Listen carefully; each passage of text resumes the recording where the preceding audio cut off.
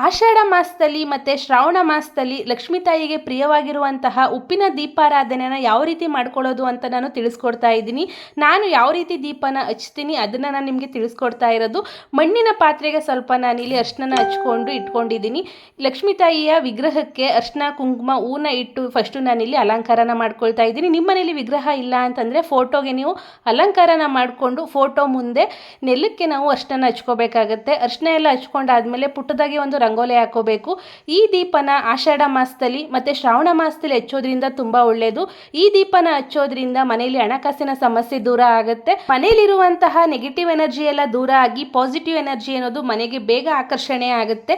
ಲಕ್ಷ್ಮೀ ತಾಯಿ ಮನೆಯಲ್ಲೇ ನೆಲೆಸಿರ್ತಾರೆ ಈ ದೀಪನ ಹಚ್ಚೋದ್ರಿಂದ. ರಂಗೋಲಿ ಮೇಲೆ ಸ್ವಲ್ಪ ಅರಿಶಿನ ಕುಂಕುಮ ಅಕ್ಷತೆ ಹೂನ ಹಾಕಿ ಬಟ್ಲನ್ನ ಇಟ್ಟು ಉಪ್ಪು ಹಾಕೊಂಡು ಅದ್ರ ಮೇಲೆ ಸಣ್ಣದಾಗಿರುವಂತಹ ಇನ್ನೊಂದು ಮಣ್ಣಿನ ಬಟ್ಲು ಇಟ್ಟು ಅದ್ರ ಮೇಲೆ ನಾವು ದೀಪನ ಹಚ್ಚಬೇಕು. ಉಪ್ಪಿನ ಮೇಲೆ ಡೈರೆಕ್ಟಾಗಿ ದೀಪನ ಹಚ್ಚಬಾರ್ದು. ದೀಪಕ್ಕೆ ನಾನು ಇಲ್ಲಿ ಎಲ್ಲ ಕಡೆ ಅರಿಶಿನ ಕುಂಕುಮನ ಹಚ್ಕೊಳ್ತಾ ಇದ್ದೀನಿ. ಹಾಗೆಯೇ 2 ಎಳೆ ಬತ್ತಿನ ಹಾಕೋಬೇಕು. ಹೂವಿಂದ ಅಲಂಕಾರ ಮಾಡಬೇಕು ದೀಪಕ್ಕೂ. ದೀಪಕ್ಕೆ ಮಲ್ಲಿಗೆ ಹೂವು ಹಾಕಿದ್ರೆ ಇನ್ನೂ ಒಳ್ಳೆಯದು. ಲಕ್ಷ್ಮೀ ತಾಯಿಗೆ ಮಲ್ಲಿಗೆ ಹೂವು ಅಂದರೆ ತುಂಬ ಇಷ್ಟ. ಮಲ್ಲಿಗೆ ಹೂವು ಸಿಕ್ಕಲಿಲ್ಲ, ಅದಕ್ಕೆ ನಾನು ಸೇವಂತಿಗೆ ಹೂವನ್ನೇ ಹಾಕೊಳ್ತಾ ಇದ್ದೀನಿ.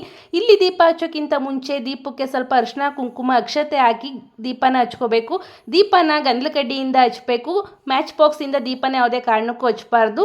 ಈ ದೀಪನ ಯಾವ ಟೈಮಿಂಗ್ಸಲ್ಲಿ ಹಚ್ಚಬೇಕು ಅಂತಂದರೆ ಬ್ರಾಹ್ಮಿ ಮುಹೂರ್ತ ಅಂದರೆ ಸೂರ್ಯ ಉಡೋಕ್ಕಿಂತ ಮುಂಚೆನೇ ಈ ದೀಪನ ಹಚ್ಚಬೇಕಾಗತ್ತೆ. ಕೆಲವೊಬ್ರು ಕೇಳ್ಬೋದು ಸಂಜೆ ಟೈಮ್ ಹಚ್ಬೋದಾ ಅಂತ.